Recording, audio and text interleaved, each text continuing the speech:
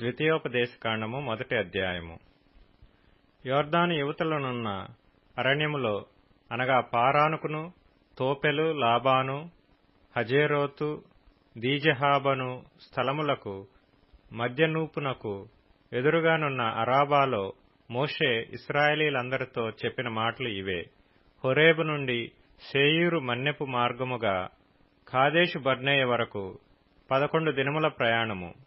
హెష్బోనులో నివసించిన అమోరీయుల రాజైన సీహోనును, అష్తారోతులో నివసించిన బాషాను రాజైన ఓగును ఎద్రెయీలో హతము చేసిన తరువాత 40వ సంవత్సరములో 11వ నెల మొదటి తేదీని మోషే ఇశ్రాయేలీయులకు బోధించుటకై యెహోవా తనకాజ్ఞాపించినదంతయు వారితో చెప్పెను. యోర్దాను యువతలనున్న మోయాబు దేశమున మోషే ఈ ధర్మశాస్త్రమును ప్రకటింప మొదలుపెట్టి ఇట్లనెను. మన దేవుడైన యెహోవా హోరేబులో మనకు ఈలాగు సెలవిచ్చెను.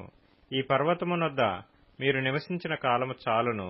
మీరు తిరిగి ప్రయాణమై అమోరీల మన్యమునకును, అరాబాలోను, మన్యములోను, లోయలోను, దక్షిణ దిక్కున సముద్ర తీరములోనున్న స్థలములన్నిటికిని, కనాను దేశమునకును, లెబానోనుకును, మహానది అయిన యూఫ్రటీసు వరకును వెళ్ళుడి.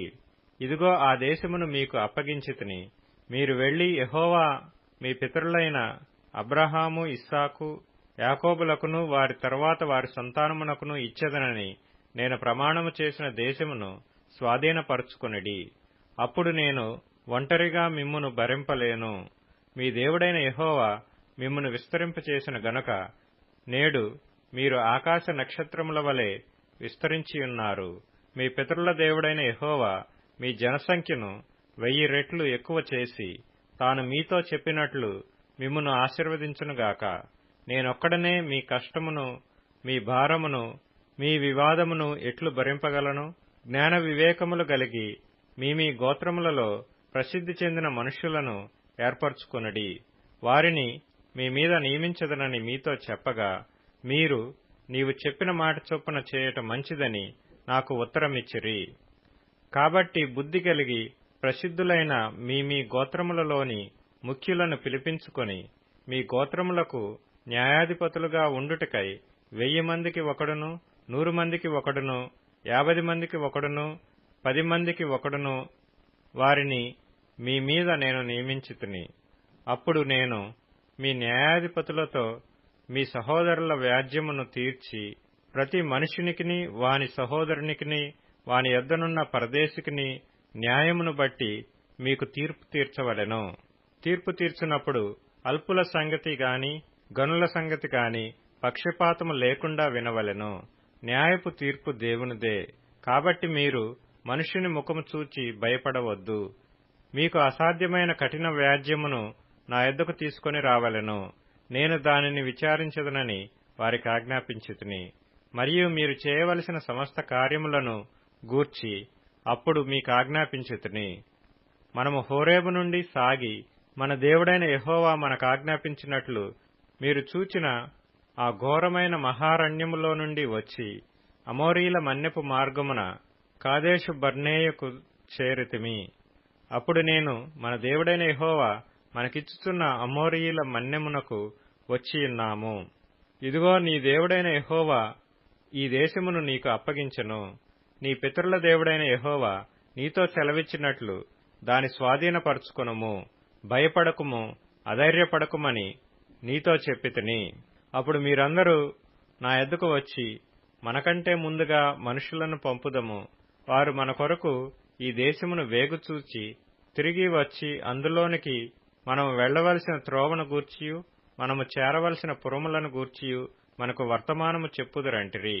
ఆ మాట మంచిదనుకొని నేను గోత్రం ఒక్కింటికి ఒక మనుషుని చొప్పున 12 మనుషులను పిలిపించితిని. వారు తిరిగి ఆ మన్యమునకు పోయి ఎష్కోలు లోయకు వచ్చి దాని వేగు చూచి ఆ దేశ ఫలములను చేతపట్టుకొని మన యొద్దకు తీసుకొని వచ్చి మన దేవుడైన యెహోవా మనకిచ్చుచున్న దేశము మంచిదని మనకు తెలియజెప్పిరి.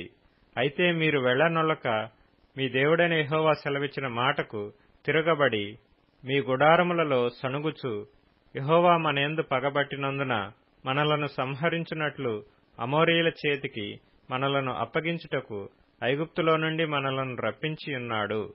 మనమెక్కడికి వెళ్లగలము? మన సహోదరులు అక్కడి జనులు మనకంటే బలిష్ఠులను ఎత్తరులునై ఉన్నారు. ఆ పట్టణములు గొప్పవై ఆకాశమునంటూ ప్రాకారములతోనున్నవి. అక్కడ అనాకీయులను చూచితిమని చెప్పి మా హృదయములను కరగజేసిరని మీరు చెప్పితిరి.